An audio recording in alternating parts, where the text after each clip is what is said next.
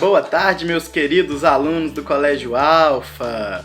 Estou com saudade de vocês, espero que vocês estejam se cuidando e eu estou gravando essa videoaula agora para a gente comentar um pouquinho sobre o Império Romano, dando continuidade às nossas aulas sobre Roma Antiga. Bem, basicamente a gente tem que lembrar que a civilização romana é estudada a partir de 3 períodos. Quais são esses 3 períodos? O primeiro período é o período monárquico, o segundo período é o período republicano e o terceiro período é o período imperial. A transição da monarquia para a república, ela se dá exatamente no momento em que os conflitos entre os patrícios e os plebeus, que são as duas classes sociais mais importantes na Roma Antiga, eles começam a se acentuar. E com esses conflitos, a gente percebe que o exército ele vai ganhando cada vez mais força. E o exército era uma instituição ligada aos interesses principalmente dos plebeus. Tá? E aí a gente vai perceber a existência de vários generais nesse contexto histórico que vão ganhando força frente até mesmo ao Senado da época, né? No período republicano a gente tem que relembrar, né, que o Senado era a principal instituição política.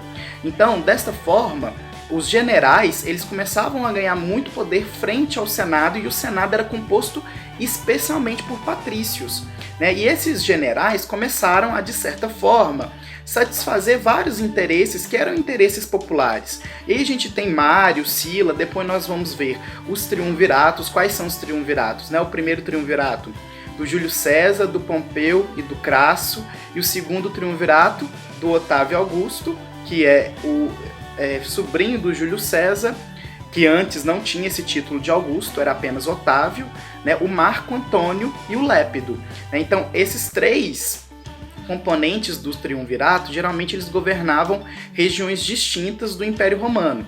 Um ficava responsável pelo governo, pela administração da região localizada ali na Europa, mais a ocidente, outro responsável por uma região mais a oriente, responsável por uma região mais central. Tá? Então cada triunviro, cada componente do triunvirato tinha uma função de governar determinada porção territorial, tendo em vista que Roma, no período republicano, passou por esse ímpeto, né, de expansão. Né? A fase de expansão da civilização romana mais expressiva é a fase republicana. Tá? Então a gente tem que entender que esses generais, essas pessoas do exército, eles começavam a ganhar muito poder nesse contexto de conflitos entre patrícios e plebeus, né? E aí eles começaram a satisfazer principalmente as necessidades dos plebeus, que constituíam a maior parte da civilização romana, e assim eles foram ganhando prestígio até mesmo entre o Senado, porque o próprio Senado começou a perceber que os generais, de certa forma, estabeleciam uma ponte entre um grupo social e o outro, então eles conseguiram apaziguar aquela sensação de conflitos, entenderam?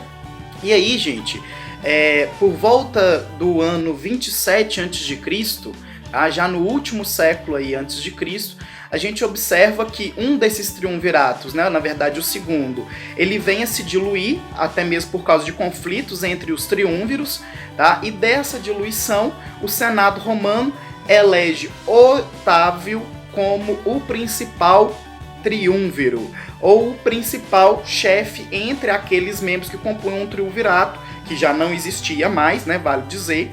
E aí ele recebe o título de Príncipes Augustos. O que significa o título de Príncipes Augustos? Príncipes remetia à ideia de primeiro cidadão, tá? E Augustus remetia à ideia de divindade. Então, a partir da emissão desse título de Príncipes Augustos ao Otávio, ele passa a se tornar, na verdade, o imperador. O imperador é um título que já existia até mesmo em tempos mais remotos entre os romanos, e essa palavra significa basicamente aquele que detém o poder de governo, tá? Então esse imperador vai governar durante todo o período imperial, mas não apenas, vale dizer, o Otávio Augusto. Vão ter vários outros imperadores aí ao longo da história do Império Romano.